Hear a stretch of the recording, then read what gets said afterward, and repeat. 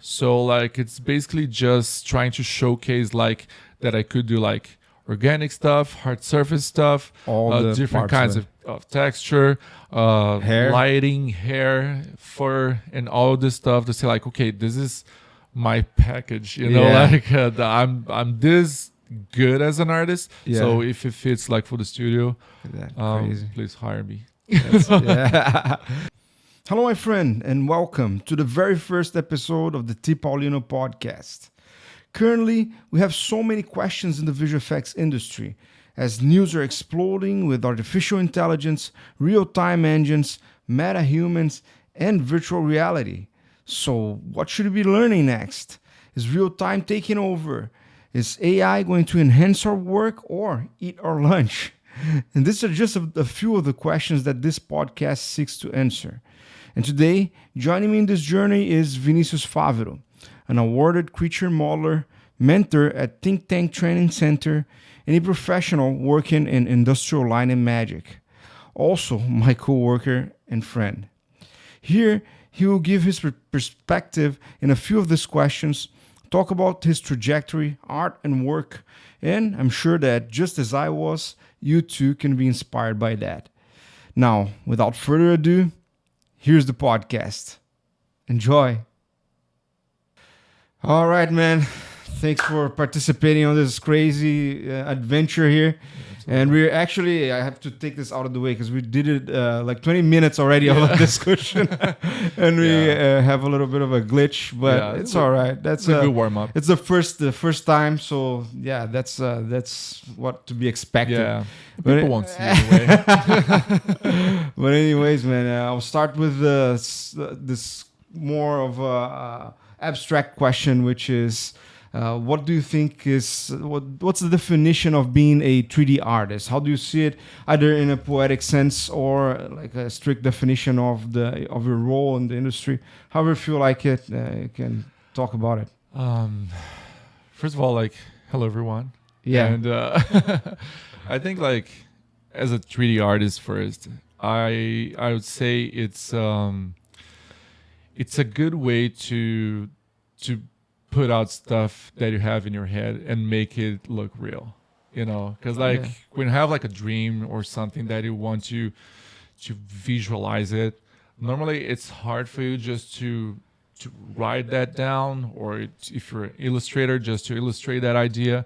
And I think like as a 3D artist, I have like the best of both worlds, you know, just to put out some crazy ideas and be able to visualize it and change it on the fly. True. So for me, like being a 3D artist, it's like more than a profession. It's like a hobby as well. So it's something that I constantly do like in my free time. I don't know if it's like a good or a bad thing. Yeah, kind of craft of love. Yeah. And it's really good for me to understand that like what I do as a profession is also something that I love doing on my free time, you know? That's cool. Yeah. And it's good to have like some sort of an expression, not being too attached to the industry or technical part of it, but just being free to explore some crazy ideas like sculpting some crazy stuff or just painting. So it's really it's really good to understand that I'm part of it and I'm free to do whatever I want. That's so cool, man.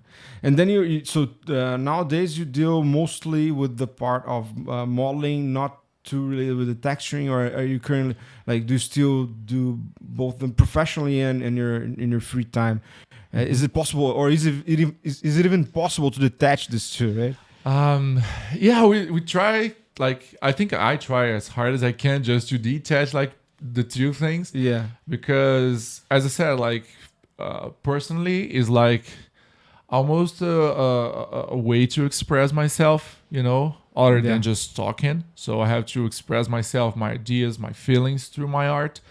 And at the studio, it's kind of the same thing, but you're more technically driven. Yeah. So you have some restrictions, you have to follow some rules and some stuff, which like on a personal level, you can kind of broke it or just do it differently.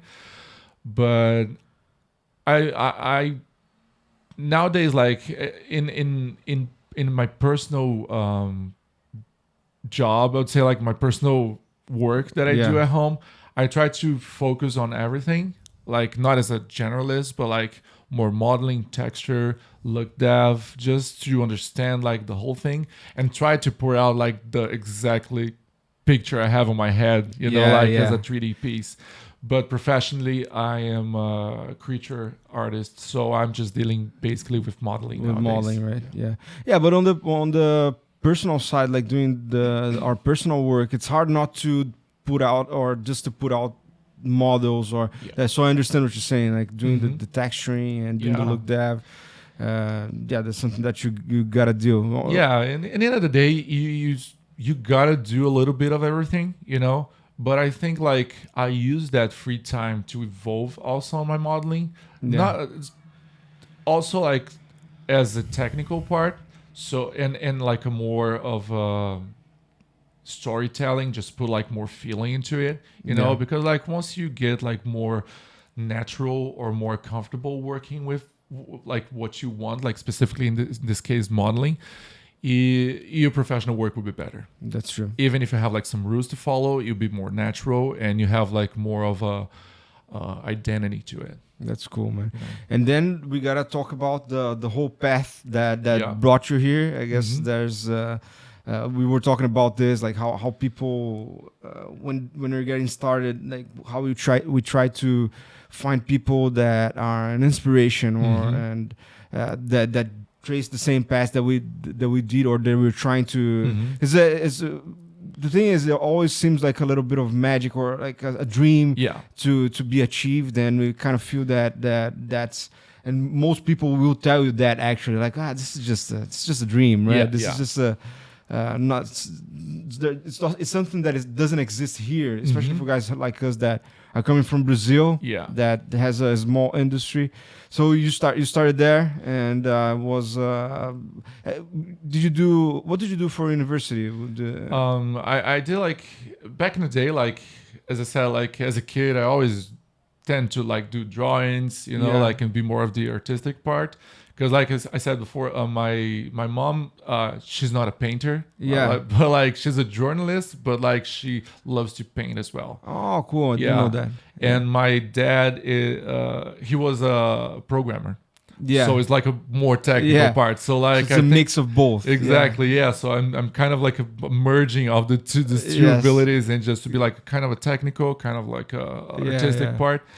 And I think like the closest I had in Brazil that time was being like doing a college with on industrial design. So it would be a path of like half graphic design and half product design, you know. So we'll be able just to deal like with both parts, and it still felt like a job at that time, you know, because like you have the industrial design, so you have like a lot of product things going on. And production and everything. We did the same thing, by the way. Like we did. That's awesome. That was the closest thing indeed. For me, it was sort of the same. Felt like the technical and the artistic were sort of mixed in there, so it was a cool course. But indeed, there was a lot of technical stuff. Yeah, and it was scary for me that time because like I always loved doing graphical design. I still do to this day. It's unfortunate that it's not very well paid, or people just don't have like the recognition they deserve. But at that time, I got a bit scared when I got to the college. It was like a bunch of dudes like drawing cars, drawing characters, drawing a bunch of stuff, and just like, man, I draw as well, but like not on this level. So I got scared at that time. So it's just like, let's try to focus more on the planning part, and just like, okay, I'll try to focus more on the graphic design and try to UI design. It was a thing, but none of it was directed to VFX industry or game industry. And at that time, you had no clue you would ever get to. I think at that time we didn't even have like any course related to games or VFX. It was not a thing, right? No, not in Brazil at least. No, I think like we have like very few schools that were teaching 3D softwares at that time. But none of them were just like teaching actually like the path to go into the VFX industry. I can totally see that. I felt the same way. I did feel like there was this concept art I had a friend there that was very interested in doing concept art, but what were you doing concept art for, right? Exactly. Yeah, in Brazil, like, what we're going to work with, and then he ended up doing vehicle designs for Peugeot, I think. Mm-hmm. But anyways, then after that, you were able to get a job. Did you get a job right after university? And was it related to design or 3D in any way? I was fortunate to get a job like on my second to third year of so graduating. Yeah, getting experience right in the middle. Yeah, I was just getting some experience, more related to product and graphic design at the same time. I was doing like just this signs and more of like and then advertising way for like big supermarkets and stuff, you know? Yeah. And I kind of learned 3D there because I had a friend who was just responsible for the 3D department, you know, like let's call that. Yeah. And he taught me a lot at that time. I worked a little bit with 3D at college, but like very minimal, you know, just to have like some idea of the software. But he just taught me like how to deal with like actual job, like just do presentations and to have like to reach a good quality, you know, more ArcViz related. But after a while he left and I just pretty much just became the 3D department myself. Yeah, like the thing is like you had one computer and one software all for yourself now. Exactly. So you were managing this whole. Which software, by the way? It's 3ds Max. 3ds Max. Yeah, that's it was cool, a big thing. Roots. Yeah, 3ds Max was. I don't remember the version. Probably like 7 or. I don't even know how. I don't even know, but that's cool. So it was already a profound experience with a very like industry standard software. Yeah, although I don't see much of 3D Max nowadays, right? It's maybe funny enough, like most of the people that use 3ds Max nowadays, it's related to ArcViz. Yeah. So mostly for architecture, and I know some guys in the industry that does use as well, but I think like it's used as like a support software, not as like a main software for polygon modeling in the pipeline, you know, of a studio. So I think like just as like Blender and ZBrush, they're part of the pipeline, but like I think the industry standards nowadays is just like basically Maya. Man, I'll look at this thing because I'm traumatized now. Yeah, no, that's rolling. Both mics are working. Oh, cool, thanks, man. Yeah, let's keep going. No, like we can edit off. It's a relief. But okay, so then after that you continue to progress in your career in the 3D and so did you get so after this were you working solely with 3D or did you still work with something else? Yeah, no, actually not, because like it was hard to be like a 3D artist at that time. Even like for graphic design, they didn't have like a definition for you as a professional. Yeah, it was funny. Graphic design. Yeah, you know, like this computer guy. Yeah, exactly. It was pretty much just classified like as a IT guy, you know. Yeah, and this is like Brazil. Let's be clear, because I don't know. Probably in the US or even in Canada, maybe they had like more specific rules. But in Brazil, it was just Brazil, as we were talking before, like. I think like the studios or the agencies you have there, like if it's not related to advertising, it's more like TV stuff. Yeah. But they are very few. You can count like on one hand. You know, like how many studios that you have there that really stand up like to this VFX career and all this stuff. I bet like nowadays you have like more, like especially for games as well. Yeah. But at that time, and I'm saying like around 2010, 11, you know, it was just like very few. Very few. I can imagine that. Even less, right? Was it the beginning? Because I remember around that time, I think that Vector Zero is a little older, but then Zombie Studios was like getting started. Yeah. And I don't know is it Casablanca or Casablanca? Yeah. I don't know how old is that, but that's one of them. Right? Yeah, I know that they've been around for a while, but I don't think like they had this thing or people just saying like, oh, you work like for a production studio, you know, like because basically production studio was mostly related to editing videos. Yeah. So if you're like a compositor, that we call it now a compositor, but like editing videos in Brazil, you're pretty much just working with this. Yeah. But I don't believe there was like anything at that time relating you to this studios being like a 3D artist. Yeah. Like it was really not a thing. Yeah. And then the progression after that, you what was the next thing? Yeah. I just started being like more proficient like in 3D. So just like, let's try to find like an actual job that I'm dealing exclusively with 3D. Yeah. So I try to look for something to advertising. So that's where I landed, you know, and just started working fully with 3D, but for advertising. Cool. More of an ArcViz style and product, because we have like a bunch of products and clients like Samsung. So I was modeling like a bunch of notebooks, TVs, and all this kind of stuff. Yeah, milk boxes. Exactly. And yeah.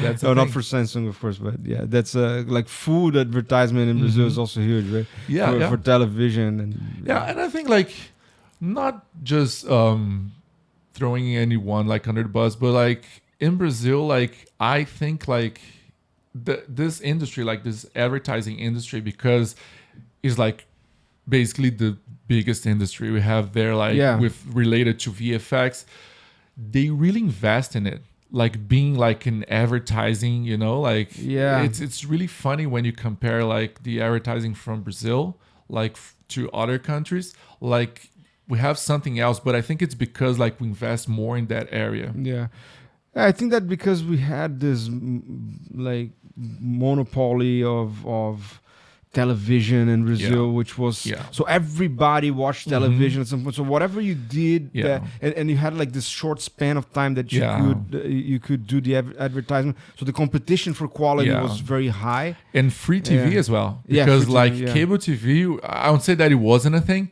but I think like 98% of people in Brazil watch like free TV. You know, free like, TV. Most of them watching Globo and most of them watching like soap operas at 7 p.m. or something like that. So those times like needed to be very high quality, very entertaining.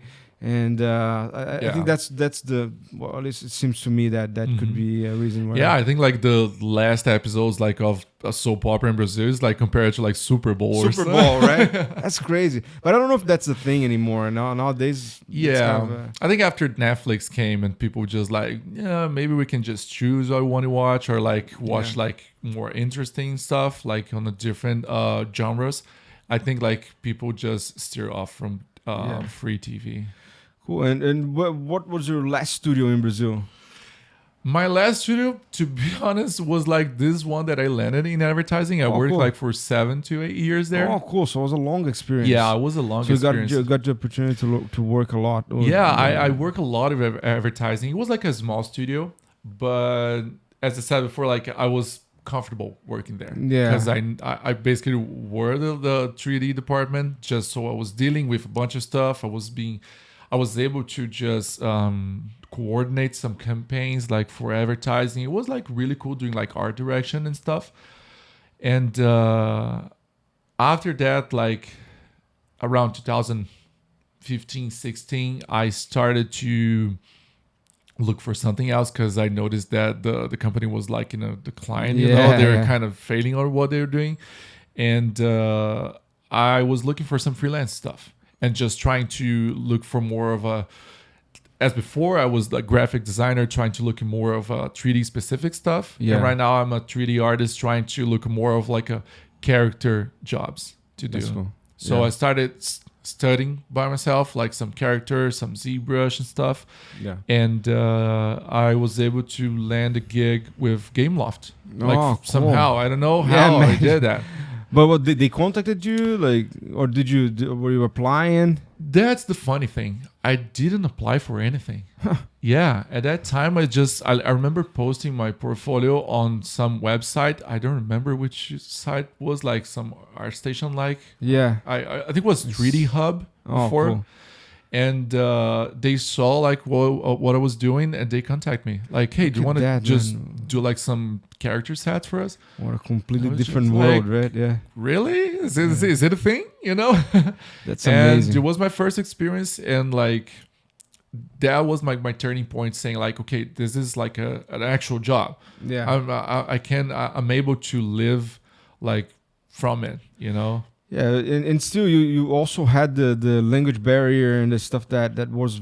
Yeah. Were you fluent in English at the time? Not at all, man. I was just like learning my English from music and video games, basically. True. Oh yeah, so it was like my main Brazilian source. English University. Yeah, games, music, and movies in general. So it was basically like my school at that time. I would say that I was self-taught because I never, I'll say like tried to learn English, but I was always sympathetic with it. I liked English, you know, and just tried to watch some movies like with no subtitles, you know, and try to see if I could understand.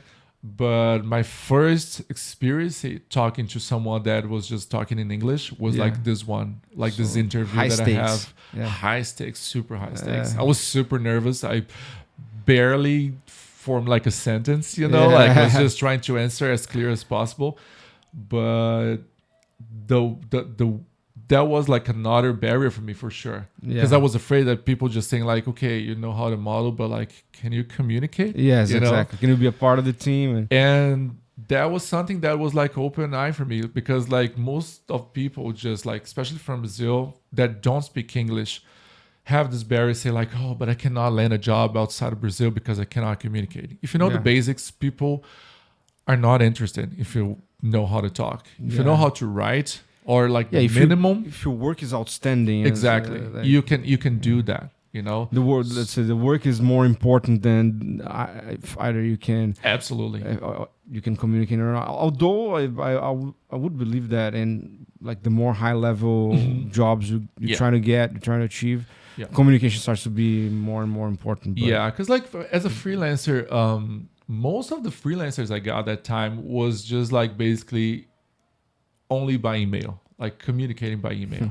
So I didn't have like just this only one, because like was Game Loft at that time. I did an interview or some sort of an interview just to see like, is this real? Really? But like most of the freelance gigs that I had were based on email communication. So and today you have ChatGPT, so and Google Translate. You can pretty much just if you spell things wrong, people don't care. Like you're being hired to do like 3D work, you know, like not as a writer. Yeah, that's cool. So at the end of the day, it's just fine if you can communicate on the minimal level. You're good. And that will open your mind to moving on to your like next big step. Yeah, I was always trying to improve myself, like as a character artist and as an artist in general. So when I realized that I could be like a freelancer and work with companies abroad, I was just like, this is really something that I can do for a living. And you're making some money, some good money. Yeah. Back in Brazil, just like being paid in dollars, you know. So it's just like I'm okay, but just am I able to land a job on like a big company? Yeah. And as I said, like at that time, like Vitor Hugo and Pedro Conte was just like coming back from Disney, working in Moana. So it's just like, okay, these guys are rock stars, of course. Like their work is awesome, but they were able to land a job at Disney, you know? So just like, okay, maybe I can do that as well, you know? Like, it's not a dream. Maybe it's not a dream. Maybe it's something that is actually achievable. And of course, like, just thinking about Disney at the first job abroad, like it's really like something super high and super hard to achieve.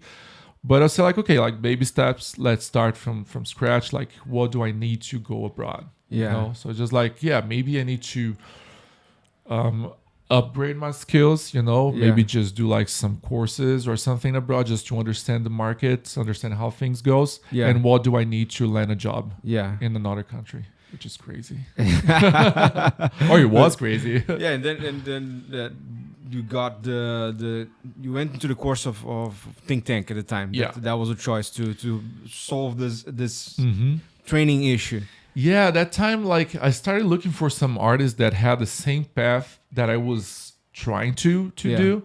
And I talked to some Brazilian artists that were already working abroad, and like talked to Fernando Hoyle and Paul Paulino at that time.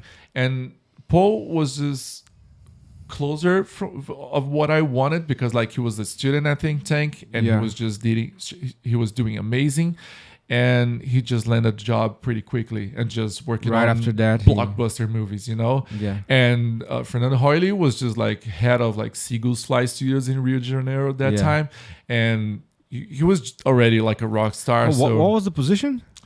He was like the owner.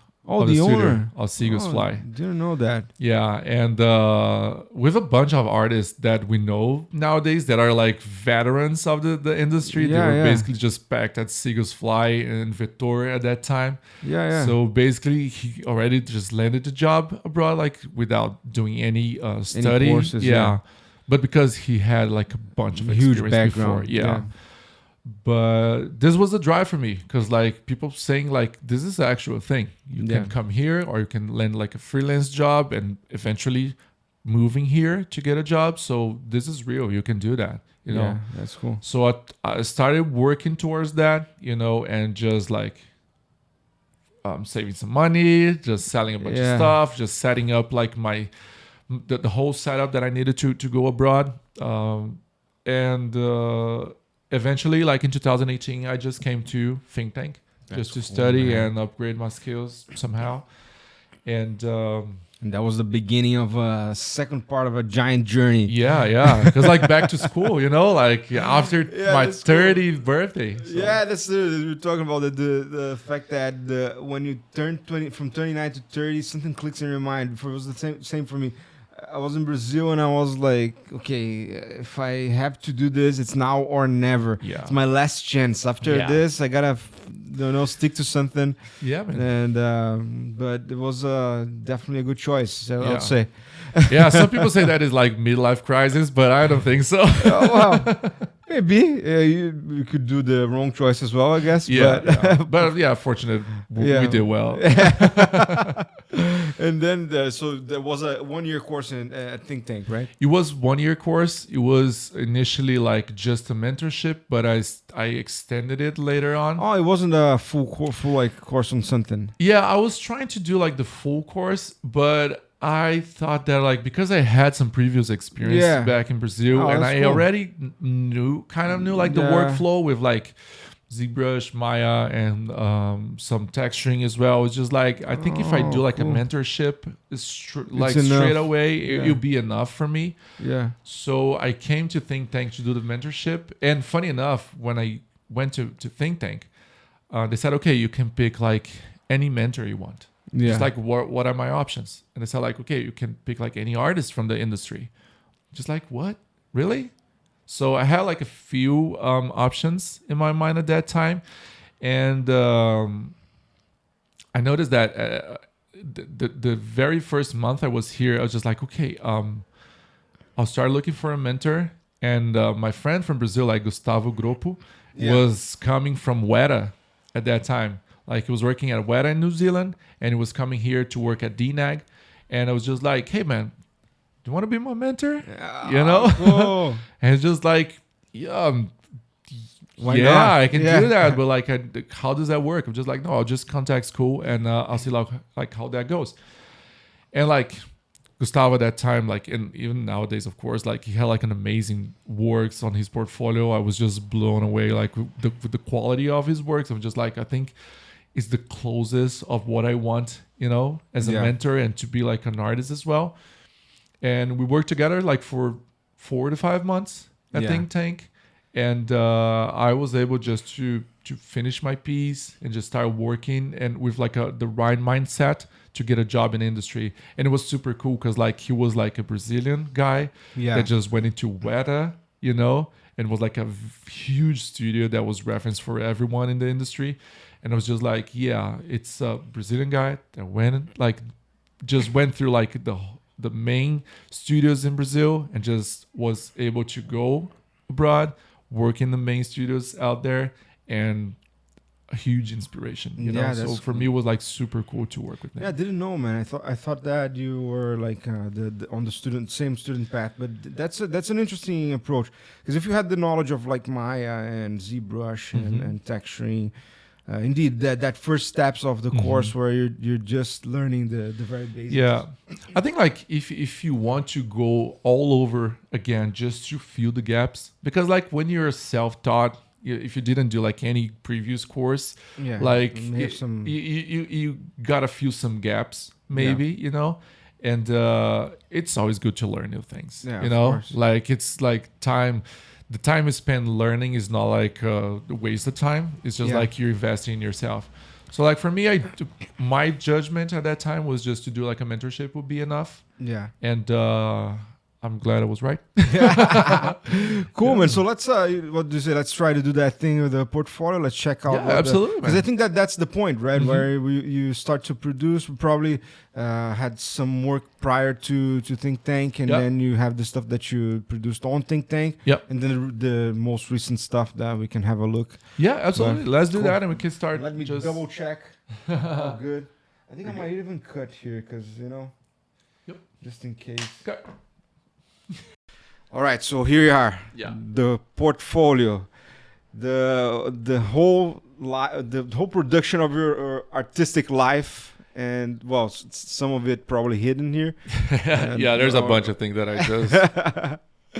Well, yeah, man, tell me what would you like to start here? Well, I think like basically before Think Tank, that was kind of crazy.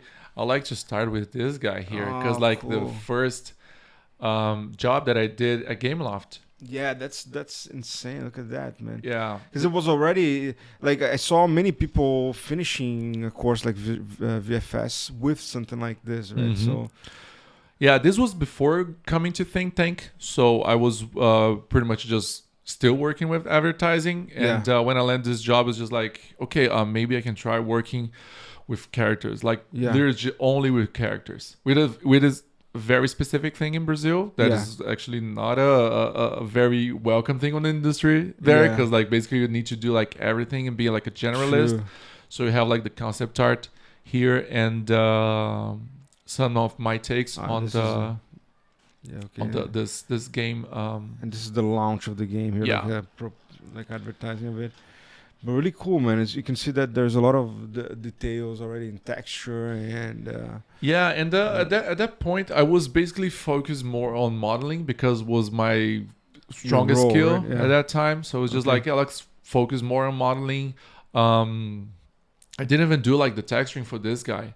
Like it was just straight out modeling. They didn't say like, okay, you just need to do the high poly. Retopo? I did like the retopo, like, but the baking and everything that I did for the game actually was like done by the studio. Yeah, that's awesome. I just did like the basically the high poly and the retopo, but I think like they adjusted a lot of things because at that time I didn't have like this game workflow knowledge. I kind of knew what I was doing, but I don't know if it was the best case for them. You know? Yeah, that's cool, man.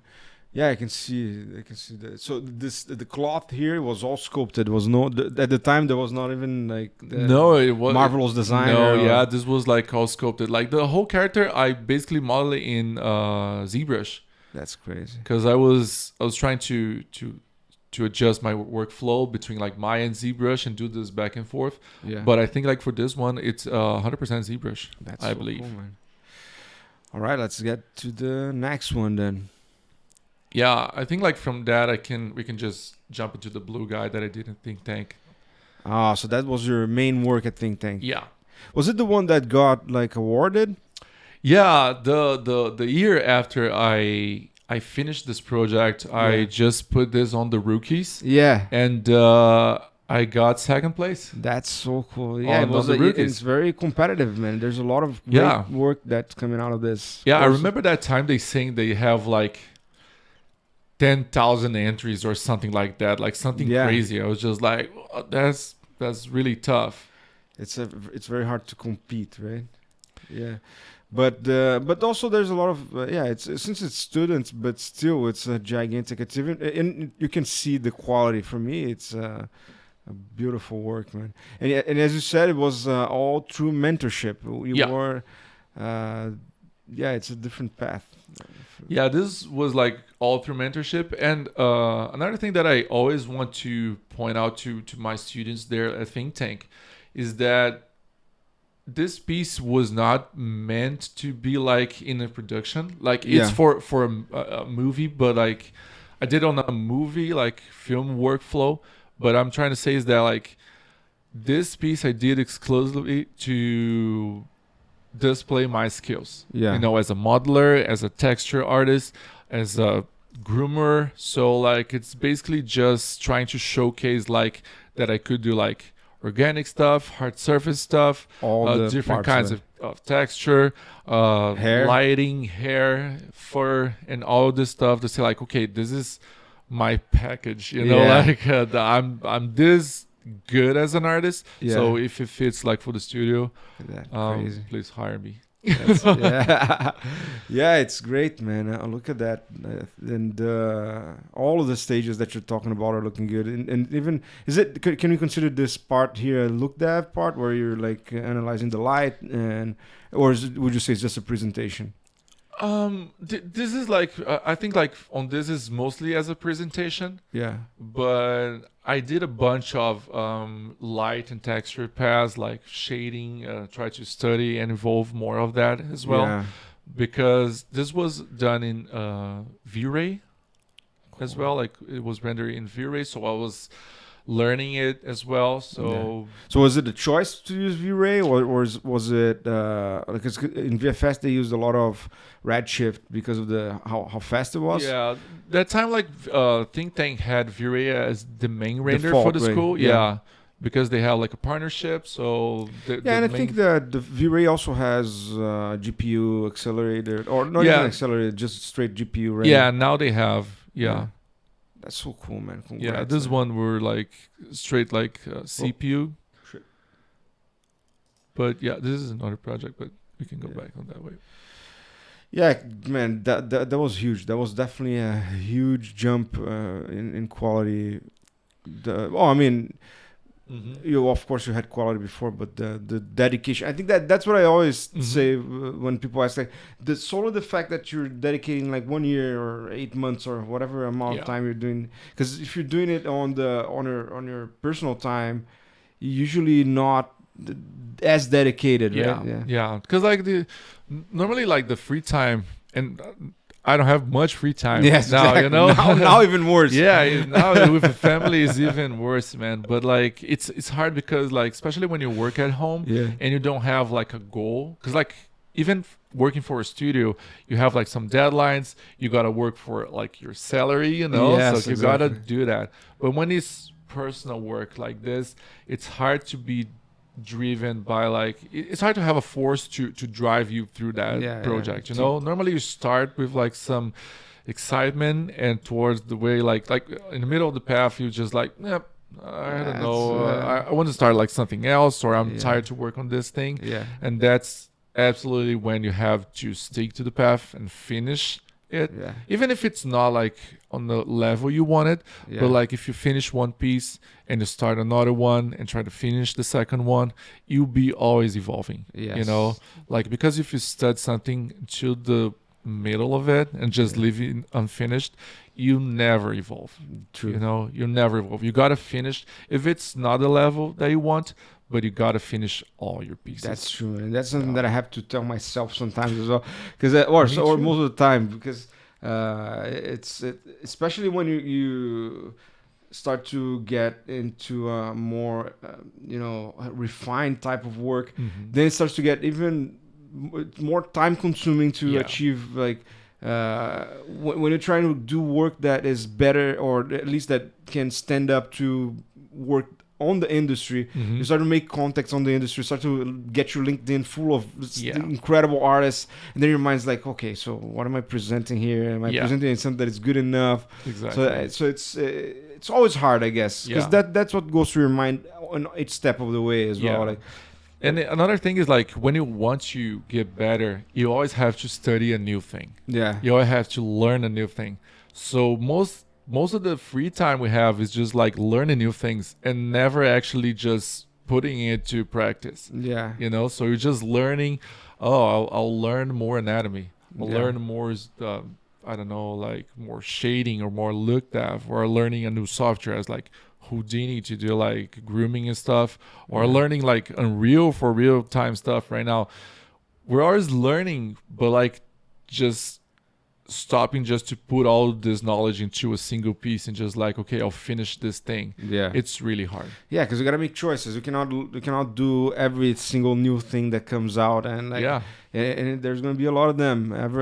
Like the more technology evolves, the more we're gonna have this kind of stuff, right? Yeah, absolutely, man. That's hard. But yeah, and what should we go next here?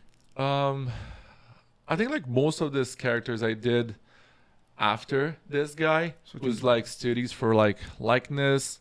I have this one as a Tom Cruise likeness study. It's not quite there, but I mean, but everything is there. Like the at least it's a study, you know. No, I like it a lot, man. The hair is put great. Like a beard on him. Yeah, something that you not usually see him. Yeah, it's true, right? Tom Cruise never uses a beard. But yeah. I can totally see that. Sounds like that.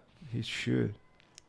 Yeah, and the texture and the fit. Did you use any projection, like texturing XYZ or something like that? This one I used like a texture XYZ just to have like this micro details and stuff, and also like the base for the albedo. That was a discussion that I had during school, actually. That they were talking about like painting the face, and I was like, man, it's very first the industry. Most of the time is going to be projection, especially now. I don't know. You deal with digidoubles. You probably get the whole texture. Yeah. On a basically everything is kind of ready. I'd say, you know, just to be faster and have like if you have like a character with the highest quality you can just rework that into a new character, you know, and keep the quality. So just.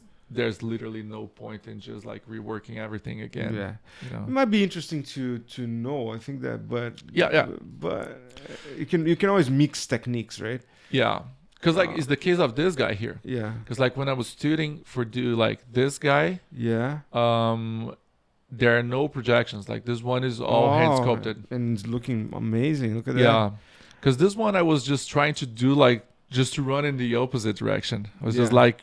Run from projecting and I have like ready stuff and try to understand like how does wrinkle works, how does like how the texture works with like different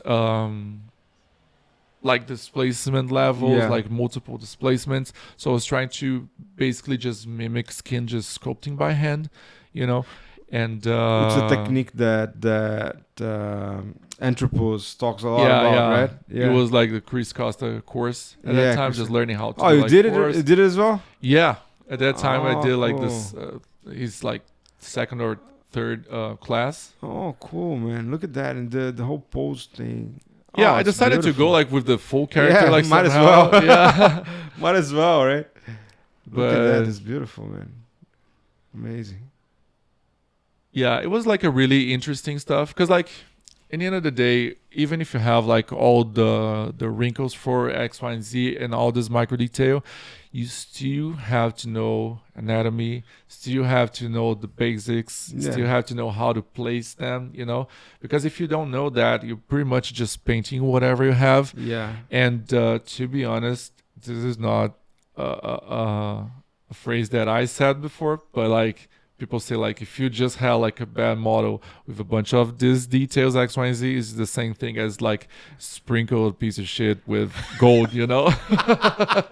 So in the end of the day, it's still not good, but it's like golden shit is not that good. Oh my God, man. That's insane. But I can totally understand what you're saying. There's no amount of glitter that is going to fix a bad job, man. That's exactly. Good. You can have like the amount of pores that you want if the base of the model is not good, the anatomy is not there. Yeah. The model. Yeah, and the opposite is true as well. Like if you have a insanely good model anatomy wise, you can present it just as this, like on clay. Yeah. And there's going to be people that will be going like, oh, that's cool. That's cool. Yeah, because it demonstrates like foundation, you know, like just studying, especially anatomy, to have a foundation is really good for you just to understand the next steps. Yeah. Because like if you know how to model pores, it doesn't mean anything if it doesn't know how like a muscle behaves, how does the skin pulls toward like a smile or expression you have. So like you gotta understand that part of the anatomy just to sprinkle your micro details later. After you spend a lot of time just trying to get the basics right. Yeah, this one was like basically just like free trying to apply the same techniques of hand sculpting with projection. This one I think I have both. Yeah. But I was trying to do like a more creature driven stuff. Like it does have like a more humanoid eyes and head structure, but with a beak. And the feather thing. And the feather things. How is it all like X-Gen? What were you using here?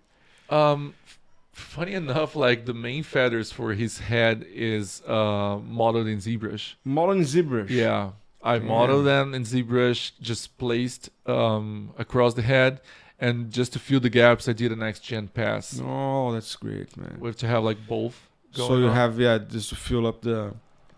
Yeah, more furry, more fluffy like. But everything here is amazing.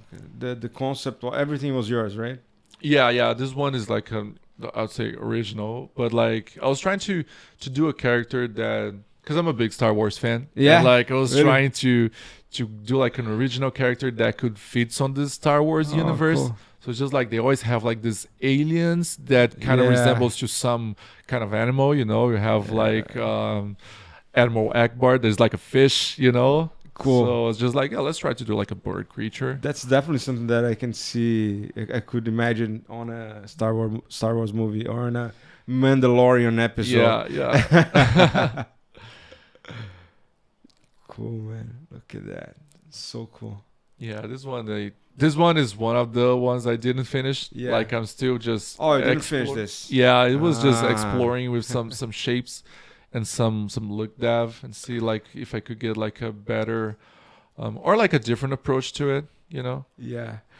No, but it takes time, and I can see I can relate, because I have if this is probably going on my channel, and I have a project of the face rig that I was doing that took me. I think I had about 60 live sections and sessions, and I was still not done, to the point where it's been a year I didn't touch it, and I'm still like, oh man, I need to finish that thing. But it's what you're saying is this sometimes the work-life balance and and it's a learning curve as well. Like whatever you were working on, you're always trying to improve it. And that's a thing that is very related to 3D artists. Like if it's more technical or if it's more artistic, like we're always trying to improve. True. You know, we look at our own work and say like, man, I could do better. Yeah. And that's a mentality that you got to have in this industry. Yeah, that's totally true. And in this case that I'm mentioning, like, I think that many things which relate to what we were talking about before as well, that many things came across as new technologies, and sometimes it's hard for you to figure out the future. And I think that this is something that can affect a lot someone that is in the beginning as well, because you're thinking about finishing your work, and then this new technology comes up, and then all of a sudden you're like, oh, maybe let me just try a little bit of that, and then, man, it's hard, man. And it's to this day I'm like, oh, maybe I should be doing some meta-human stuff. Oh yeah, that's the thing, man. That's my next goal. I was trying to dive into that as well, because as you said, like you gotta still know the basics, like for rigging or for like anatomy wise, it doesn't matter. But you always come to a point that technology catches up with what we're doing and just improves it, and we're trying to keep up with technology as well. That's real. It's always like this loop that we get with technology, that we try to evolve and do better pieces, then technology does that automatically for us, and then we try to keep up with that. So it's always a loop. So for the people hearing, if I highly encourage getting into the portfolio here, digging into all the work. There's amazing stuff. We went through like 5 of the pieces that Vinicius has on his portfolio, but there's a lot to dig into. And the next topic, I guess, then is what we're talking about already, like the new technologies, or even better, I think that if we're now at the point where we are in the industry, where we went through all of the think tank process. So I guess we've been through a couple of studios here and there, and You can talk about the studios that you started, maybe.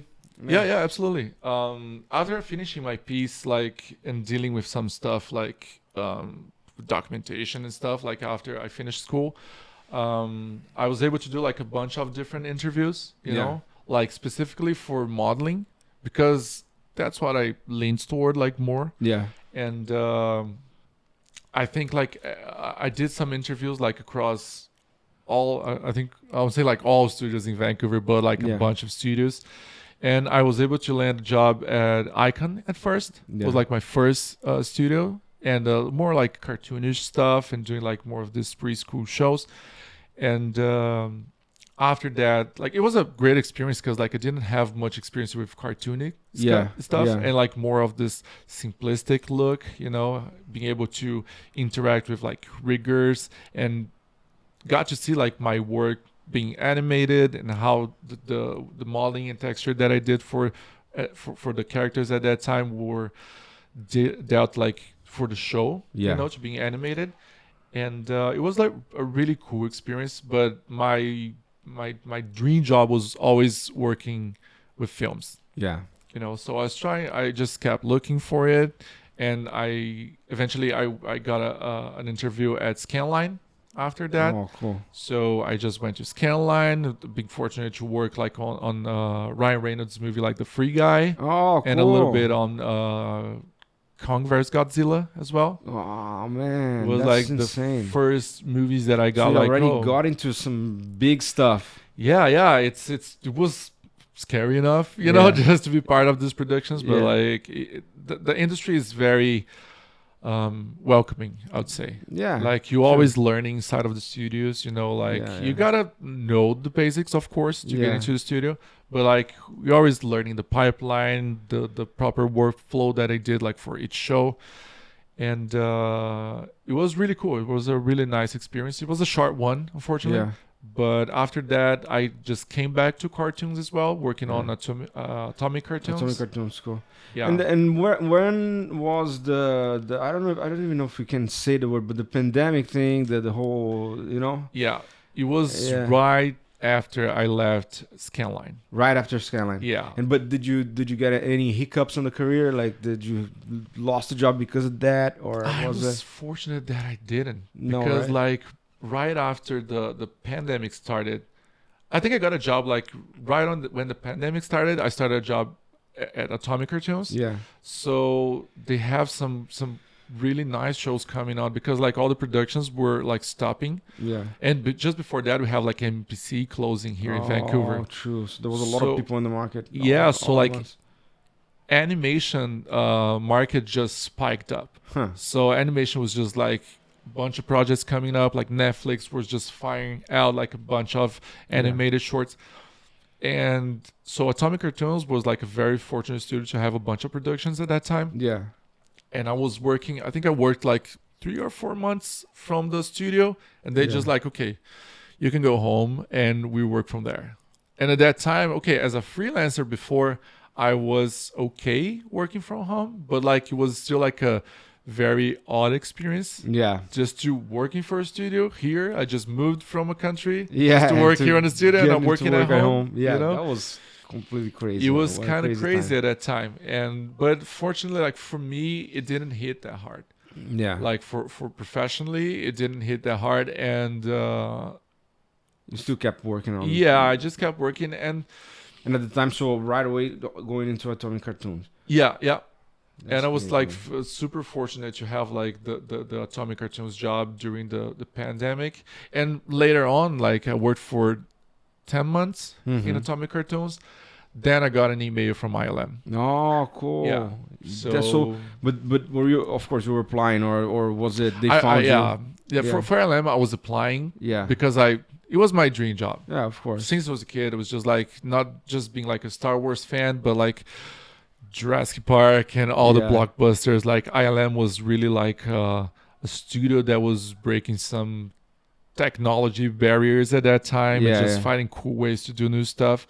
And I was just like super stoked to get a work at ILM. And I have like some friends that work there. So I mean, like, I'm not comparing myself to anyone, you know, but like I was like happy enough to have the drive to apply to ILM and say like I can improve myself and I can just try to land a job there. I know that you have like a bunch of variables to the market as well just to get a job, such as timing and having the specific position opening for that time. But I was applying to ILM for like, I don't know, 5 years before. Damn, really, man? Yeah. That's just trying to get a work there. Crazy.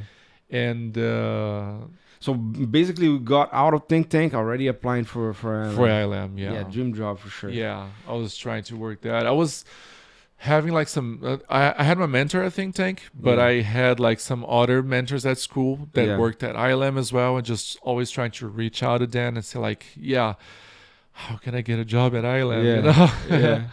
And basically it's the same thing as any other studios, you know, but like you gotta have the right timing and of course the right skills. But I don't say that is like any different from other studios. You don't need to be like special or anything, you know. Yeah, you gotta have definitely a outstanding portfolio, but definitely timing is a crazy factor, right? Yeah. Because it does feel like we do work at the same place, and fortunately, man, nice job by the way. And but so now you're there, and now you achieved this dream goal. And now you have the work. It's hard to talk about work that's going on at the moment. But like it was funny because when I received like the offer for joining ILM, I was just like, is it even real? You know? Yeah. Like is it really a thing just to get a job like right away? And it was funny because I started at ILM during the pandemic. Yeah. So I started working from home. And I just had the opportunity to go back to the studio for the first time, almost 3 years there. I don't know, like some months ago, you know. So like a couple of months That's ago. Funny. Yeah, it's true. I remember we met each other. It was the first just time. coming back. Yeah. And it was the first time in the studio, just working like for almost 3 years. Just like, wow, this is really cool. Like it's good to have when you really notice that, I'm at ILM, you know, so it is happening. Yeah, working from home, it's hard, right? It's hard in the sense that you don't get that feeling indeed. But the feeling of working in the studio and meeting these people, usually great artists, and usually, all of them are fantastic artists. And then having the opportunity to go out for lunch, and they had the patio doing some barbecue the other day. Yeah, exactly. And I met like some of people that were literally my inspiration to get like my work done better, and to get into ILM. So it's so funny for you to just meet these artists and just be able to see that they're like normal people. They had the same struggles as we did, that's it. Everyone's super humble, just always trying to help, and just noticing that like, okay, I can get to the same level as these guys, eventually if I keep pushing myself. It's very rewarding to be among these people and talking about not just work stuff, but like everything in life in general. Yeah, that's cool. I can relate to that for sure. And there's this also like, it kind of makes a shift in your mind in terms of before you get to this to that point, you're trying to create work in order to get there, right? So once you get there, you have to readjust your mind to be like, okay, so now what we are trying to achieve, but still, if you want to grow or even remain, because it's very competitive, right? And so in terms of, there's a lot of great people coming out. You're working at Think Tank and seeing all these phenomenal artists coming out. There's always better and better people coming from different countries, always. Right? Yeah. No, there's a lot of great students. Like at Think Tank, I'm fortunate to teach there as well. Yeah. And mentor some of the students, and it's just crazy, like how some people just come straight out of nowhere, like having no background. And at the end of the term, they're just doing like these amazing characters. It's just like, wow, this is the future for sure. And it's funny because, like as you said, like now that I reached my goal somehow, like what I have left, like what do I need to improve? What is the next thing? But it's really good to be at ILM because Of it's course, always motivating. Not just Yeah. at think tank, because you see like these students and you can grow a lot just teaching, share your knowledge, Yeah. because you have the ability to absorb a lot of things from the students. Yeah. But from ILM as well, like a lot of the great artists are always sharing like new workflows, new tools, and all this amazing stuff for to grow as an artist and as a Yeah. like for myself as a modeler. Yeah, man. Yeah, I can see that. And yeah, we're talking about a lot about think tank, and it's an amazing place. It almost feels like a propaganda here. But it's a great place. I've been to Vancouver Film School, and it was also great. But it's what we're talking about, the dedication of like getting this chunk of time, and it's also very risky. Yeah. To like you got mostly one shot during this period. And but for us, I think the fact that we were coming here from another country, and I think this thing of the progression also comes across, or also comes because there was always so much risk involved. Yeah. Like every step of the way, you gotta be doing your best to not fall, get another job.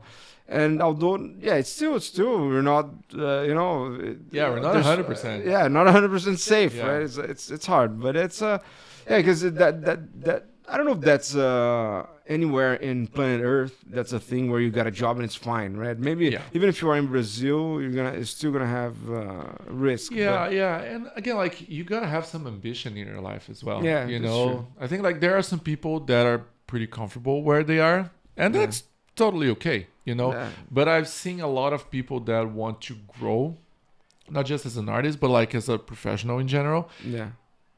But they don't have like any ambition. Yeah. And they're not trying to Just improve chill. anything, you know, like, okay, like, because even at ILM, like if I got to ILM and say like, yeah, I now have my dream job, what should I do next? And some people don't do anything.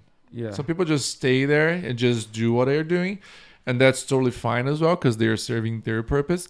But if you want to improve as an artist, like just, especially if it's a passion, like if your job is a passion, as it is for me, like I do 3D stuff, like characters, modeling, sculpting on my free time as well. Yeah. Not because I need to improve as a professional, but because I love doing it. Yeah. You know, so even if I didn't have like to get a new job or to improve, I would still be doing it, you know, because it's like my personal way to express myself, you know. That's true.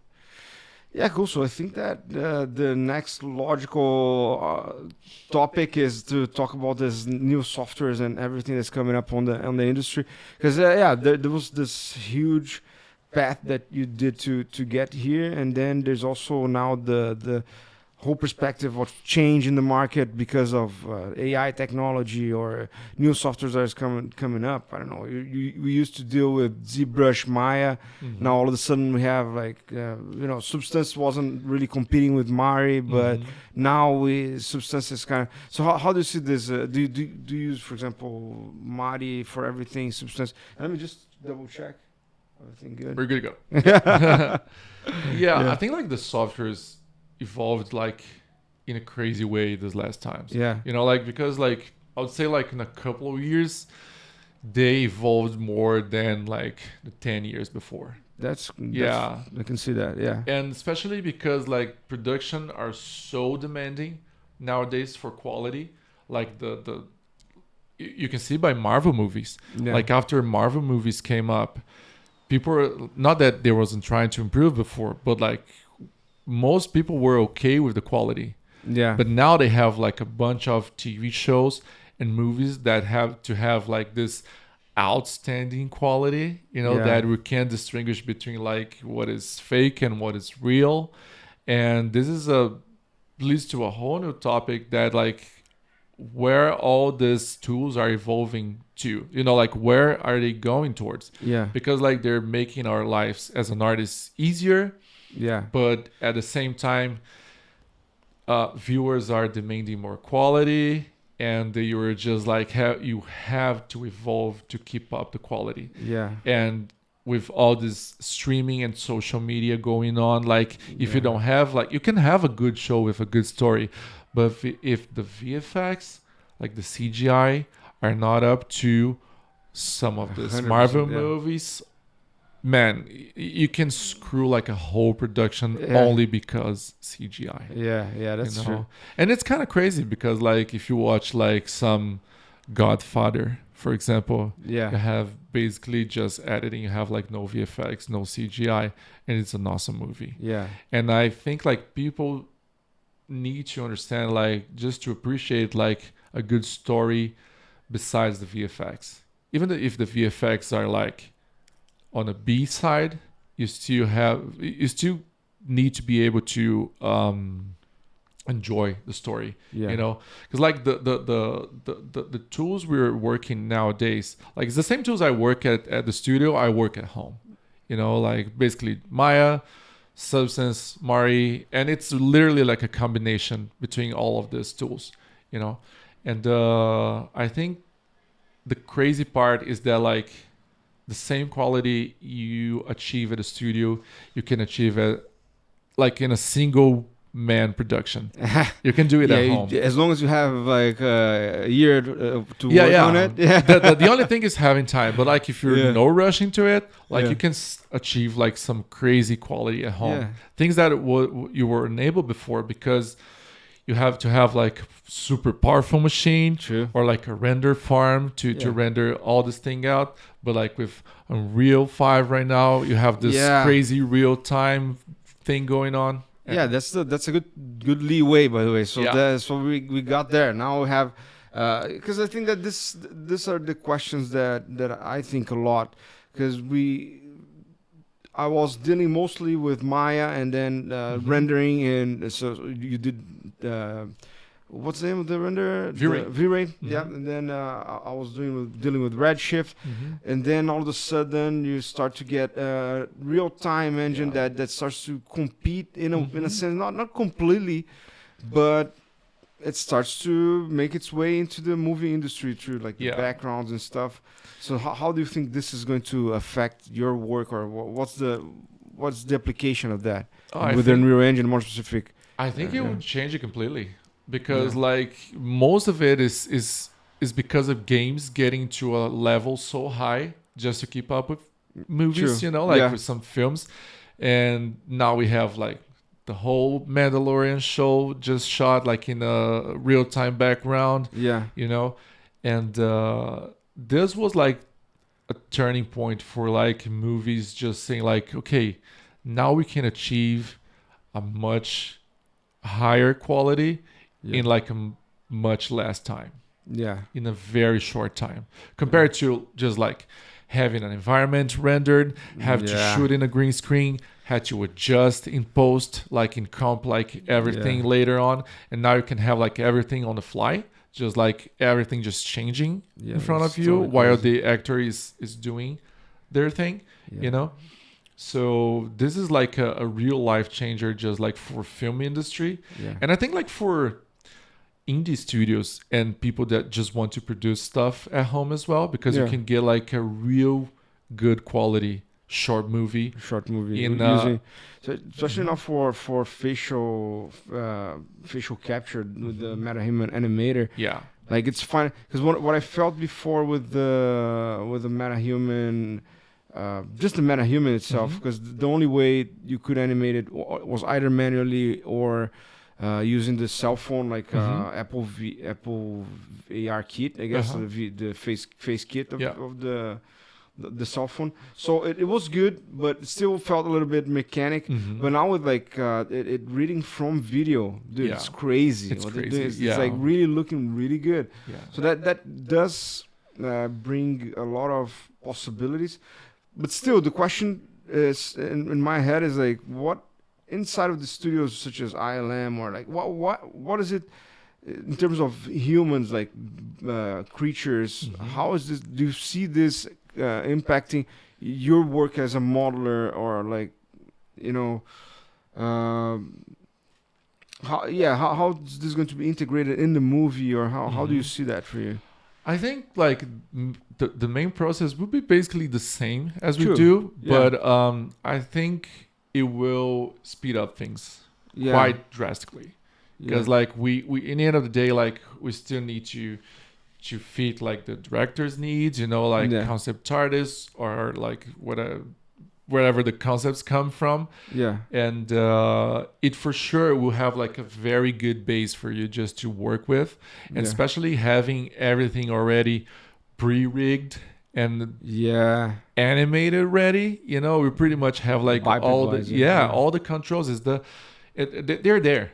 You gotta fit the Epic pipelining to the studio's pipeline. Yeah. But as a big studio as ILM, I think like they could just convert everything from their standards and just work with this, like I would say, like easier way to get like those stuff. Yeah, that's cool. Because even for like after having like the Z-Wrap plugin that you can pretty much just wrap like a already done model into your sculpt, you have like this mesh to MetaHuman that is basically the same. So you can sculpt like a creature or sculpt like a likeness of an actor and just plug into like a already built-in like a MetaHuman character, and it's, I would say, 90% done. Damn, yeah. So for that to evolve to 100%, I'd say that is like you'll be in no time. Yeah, that's true.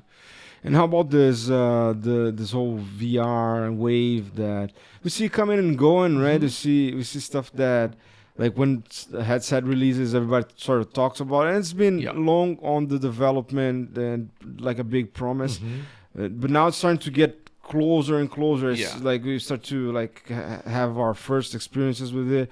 Like, do you see this in affecting our industry in any way, like in work or working from VR or something like that? I do think so. I think like maybe not in the near future, I would say. Yeah.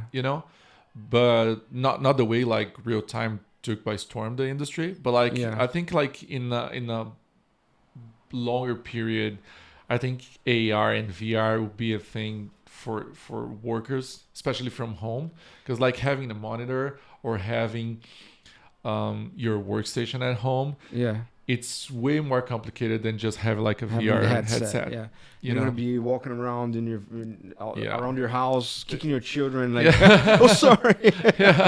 And it's much more immersive. This is the thing. It is immersive. You can sculpt from VR nowadays. It's super immersive. Did you try it? I tried once. Yeah, it's weird for the first time. Yeah, but like playing games on it, like it's incredibly immersive. Yeah, just playing like Resident Evil, like you can really feel the tension, and like when you're sculpting, you kind of feel that you have like the piece in front of you. So it's kind of crazy to have that proportion wise. Because you're actually looking to something that technically is the same physical space as you are. And you have like more of this touchy feeling. It's hard to describe. That's true. But I think like in the future, I think that's pretty much the way that the whole industry is going on. Because like if you're working from home, it's way better to work from a VR, at least like when it achieve like enough technology just for you to work as a laptop or something, like battery and like processing power. But I think the idea is there. The idea is there. Yeah, I agree. It's indeed is a different perspective. Maybe if it has more adoption in the future, and indeed if it makes a difference for you to work in VR. I don't know. There's like the Apple Vision Pro. If it's like crazy good. Yeah. If the pass through is like lifelike, and then you just feel like you're in a trippy situation. Yeah. Right? You have your normal vision, but then you also have stuff coming in. Yeah. That could be. Yeah, I don't know, man. I have to see the application of it, but I hope it's a healthy way to work as well. Yeah, that could be a little crazy. Yeah, I think like the whole point of it, like I don't know, especially Apple, but I think like the best benefit we can take out of it is trying to make our lives easier with VR and AR and AI eventually, but not trying to replace our life to like a different thing, True. you know? Yeah. I mean, you could do that if you want that. to. Yes, that's the problem. But I think like just the idea of this VR headsets were to be like to enhance our experience with the softwares and with the if it's used for working, like if you're working from home, you can basically be in the studio if everyone is in the virtual space. You know, if it's good enough, you can look to the side. You know, maybe because that's the whole experience that we always talk about. Like you're in the studio. So the other day we were there, and then the people get to your table, and then you're exchanging ideas. Yeah. Even if you have a question. So I don't know if that's something you can replicate in AI and in VR. Maybe you can. Maybe if you feel like you are in a space with other people. Mm-hmm. Maybe indeed we would be more comfortable to go to someone's table and just like go. Because you say like on commute is to be at home. I know, like I'm not saying that you should avoid contact to other people. Yeah. Man. But I think like from a more comfortable standpoint, you'll be the logical way just to go like to work without going to work. Yeah. If it's something that you can do like virtually. Yeah, that's true. Because like in our case, it's completely true. Like we can work from home with no problem at all. Yeah. You know, and I think like having the VR is just a plus to it. Yeah. Yeah, and by the way, I think maybe it's just a quick side note. The 4-day week that we're gonna do. You're gonna do it as well, right? Yeah. So that's like working 4 days, taking Fridays off. Yeah. Dude, I don't know if anyone listening to this have this experience of working 4 days a week and then taking Fridays off. Let us know, because for me it was like first time I heard about it, and it was very hard to digest. For me, like it's gonna start now Monday, right? Yeah. And hopefully it's going to be good for us to have more free time. Who knows? What do you think? Yeah, I think that's it's another step towards like a good work balance. Yeah, because what I've read about before, like some studies done, like I don't know if it was in the US or UK, they experienced like this 4-day week journey, and it says that like most people just feels like burned out towards Friday. Yeah. So why just not having like 4 days of like quote unquote full speed? Yeah. You know, where you have like the Fridays off just to sort your things out, just deal with family and have your personal time, and working really engaged like at the studio for 4 days. Yeah. You know, that would make sense to me. I think it makes sense, like because a lot of things like in a lot of rules that I'll say that is work based nowadays for us, they're based on different jobs. They're based on different workflow, you know. So just having or just being able to produce so much from home without being at the studio, without having to commute to the place, it's way better for you just to work more in less time, you know, than have like more free time. So have like more of this life work balance sorted out, and you won't need to just like say like, oh man, I need to go to work again. I could have sorting out some stuff that I need, you know. I could spend my time with my family. Sure. So I think it's a good step towards like a better work-life balance. Yeah, especially for us that have like a lot of OT. True. Let's hope for that, man, for sure. Yeah. Yeah, now I think it's the burning question. Is AI going to eat our lunch? Is it coming for good? Is it going to be our friend, going to work by our side, or is it going to kick our ass? I think it's inevitable to say like that. It is taking the industry by storm in the right and the wrong ways. You know, have you been using ChatGPT? I've used before. I don't use it regularly because I don't feel the need for it. You know, but I can say that it's pretty crazy. Yeah, like just doing some tests and say like, oh, this is kind of insane that you can basically talk to a machine. True. Like, and I know that is based on a search and some other data that you already have from Google. Yeah, but basically you have the feel that you're talking. You know. Yeah, like to something real, right? Yeah, that's something that is really there. Yeah, you know, like a live thing. And but like the whole AI thing, I think it's incredibly insane the things that AI can do, like from like self-driving cars as like Tesla that you can just program like or just set like a location and the car goes, and it's basically all AI doing the judgment for you during the way. And this is a good approach to AI because like you're just taking off like a burden of the person just to do something more like helpful, or like just do something that will improve like your life quality, as like driving. Sometimes you don't want to drive. Like if you don't want to drive, like, okay, I could be something, I could be reading, I could be studying, and the car will drive you there. So this is a good application for AI inside of a studio or like a artist workflow.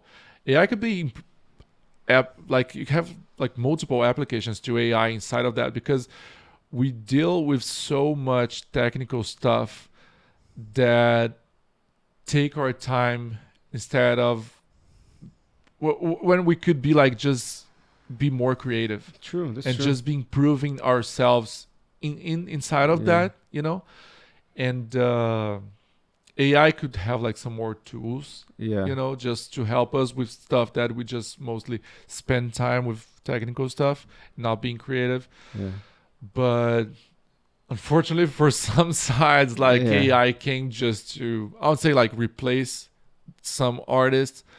But in this case, I think it's like kind of a wrong application. Kind of like concept art. Yeah, like exactly. Like this whole like Mid Journey stuff, like we're seeing, like I think like everyone has seen that by now, and we cannot run from that.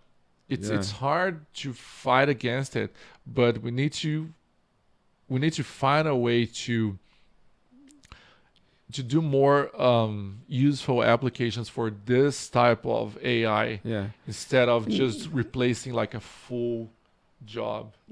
Maybe enhance, right? Like maybe because of the like streaming platforms, and then you have movies, and then have games. Maybe you're going to enhance the quality because you have the opportunity to create more. Like one concept artist would be able to do so much, right? So now he can do a lot more. So maybe the words will be more sophisticated or something like that. I think like it's definitely a thing that can help artists to improve. I think like the whole controversy is basically just how this AI was open to everyone, scraping a bunch of copyrights is hard. Right?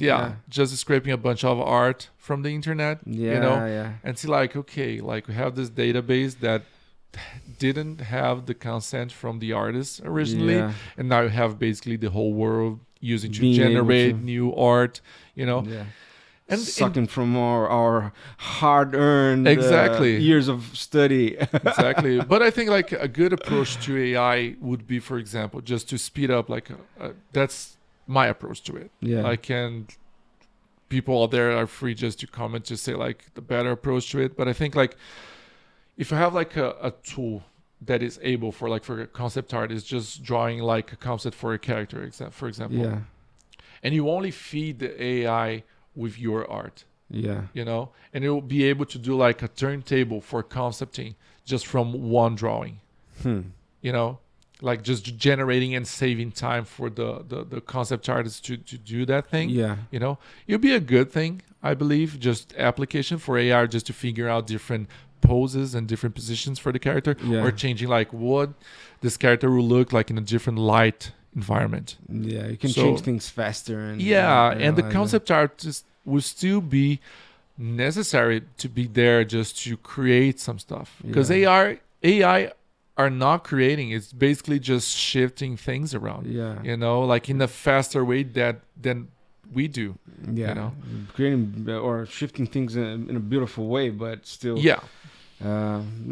I used to say, man, I think that in a sense, can't wait for robots to take over. Because like I want to have a Tesla bot here in my room. So when I finished with my banana, I'll throw the and he's gonna be like, pick it up, just put it on the trash. Folding clothes, for example, I'm very happy if they could take this job out of my hands.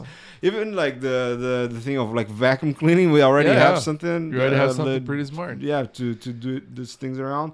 So yeah, hopefully, I mean, there's a lot of stuff that we don't like to do in our jobs as well that they could take over. But you know, maybe they will go one step after the other. You know, just taking a little bit here, taking a little bit there. Yeah. All of a sudden, you're like just watching it do everything. I think eventually we will adapt to it. Yeah, there is no way back.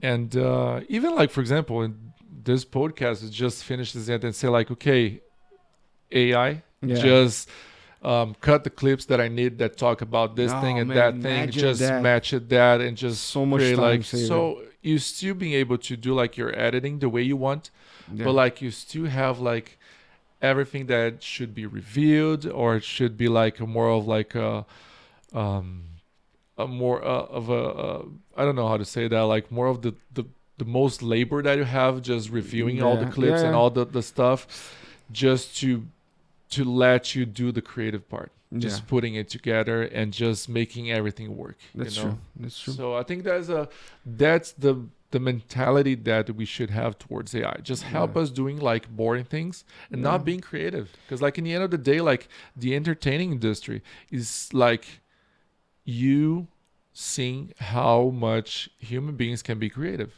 Yeah, you know, it's all about how we can be creative. Like, can you imagine like with like an animation with no actors, no one acting, the script was done by ChatGPT, like every animation was done by AI. It would still be an animation, but it wouldn't be like a human expression. You know, that's how I watch movies. I watch like, hey, someone was thinking about that, and this is his or hers then vision. You know, so you get inspired by it. Like that's what drives me toward like movies and games as well. Is like seeing like someone's vision about something and not like a machine vision about something. Straight from AI would feel kind of empty, I would guess. But yeah, let's hope for the best, I guess. It's we gotta embrace it one way or the other. At least I feel like it, because you cannot fight against it. So better join it. And I think we should like stand against it for some stuff, but we gotta be creative and just try to adapt it to our stuff. You know, like without like okay, I can program this AI to be a 3D artist. Yeah, sure, but agree. Like at what cost? You know, why you're doing that? True. Yeah, especially when it comes to people losing jobs, that's a hard call. But let's see. Hopefully we'll figure it out. Maybe AI will help us figure this out as well. We're like, here's the answer for your problem. We could do. It's gonna start to get into the table and negotiate this. Look, I can do this. You can do that, and we can work together. How's that sound to you? And it's a dangerous point as well, because like we could like end up working for AI. Exactly. There's like, look, I have an idea. Maybe you can keep doing this stuff here. Let's create this project here. Let's have like a AI CEO. Yes, exactly. Wow, man. Can you imagine that? Like, I work for this AI company, but like, who runs the AI? No, it's just the but there's like in ChatGPT, they're doing this thing of like Hustle GPT. Have you ever heard about it? Like you ask it, you go to ChatGPT and you ask it like, how can I make I don't know, 10 grand a month, you know, selling stuff or whatever, and then it's going to give you a bunch of steps for you to. So essentially, it's already the CEO of an opportunity, right? Yeah. I mean, like, it could be like a lot of good applications, because it basically does like a research that or we don't want to do, or we don't have the time to do, you know. Like before studying Unreal, I just worked with ChatGPT trying to like, how can I plan like a study? I need a study plan just to learn Unreal. How should I do this study plan? And it gathered to me like on a spreadsheet, like, okay, we should start studying this thing, that thing. You can spend like 1 week on this, another week on that. Look at that. You can have like, so mentor. It's mentoring as already. Yeah, exactly. Like, so it's basically just a consulting personal tool, consulting just to do what I should do, because like I have the drive and I have the time now for study, but I don't have the time to plan all this. Yeah. Eventually I'll have to do, but like if I have a tool that can plan this for me in a logical way, why not? You know? That makes sense. Yeah, and I guess that leads us to a closing understanding of like. So I would ask you to tell me like two or the movies that you worked on that you liked, and what would you say to close it up? What would you say to someone starting now with that questions in mind that we've been in the beginning? What just give a message that you think it would be worth for them. Yeah, sure.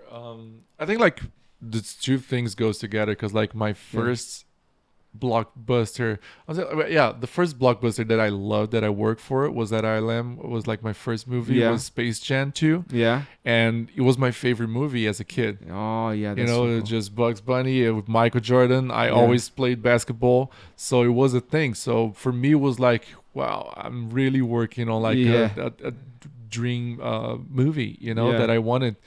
And after that, I was able to work on Ender for Star Wars. Oh, cool. So it was like really cool experience. Yeah. And the same way it came for me, it came unnoticed. Like I worked my ass off just to get where I am nowadays. And I think the main thing is just like never losing focus. Yeah. And I know it's hard with all this stuff going on, especially like the industry kind of narrowing down with this AI thing. But I think like you gotta improve yourself every day. Yeah. You gotta improve yourself on a personal life, on a professional life, and always trying to make what you're doing better. Yeah. Like it doesn't matter if you cannot do that like in 1 month. But if you have like you set a goal, okay, what do I need to get to this point? So just set your goal, set the variables that you have, and work one thing at a time. Yeah. And work on small things. Just have like small goals. You can have like a main goal to reach, but like just break it down to small steps that you can just have like small victories towards your life. That's a great tip. I think like if you have like, I want to work at ILM, but I don't even know how to turn on my computer. So like you can still work at ILM. And I think that is the big thing, or any other studio. I'm just saying ILM because we work there. That's what we're doing. Yeah. But you can really have like, I would say like anything you want, because like it's there goes anything goes for free. But like a huge step towards this career is never losing your drive. It's just trying to improve, setting your goals, breaking down this into small goals, having like these small victories, and eventually you get there. Yeah. Would you say that would you think more about in terms of like doing what you like, or understanding that it's not always what you like? How do you see this? Yeah, I think that's a good point. Especially in this industry, like what I see at school is like most of students coming like, oh, I want to do characters. Yeah. I want to do characters like for games or for films. Yeah. I understand, because I'm in the industry, that characters is not a position that you see very often. Yeah. Been opened. Yeah. So maybe if you want to get into the industry, maybe you have like a smaller goal, just like, let me be like a modeler first. Yeah.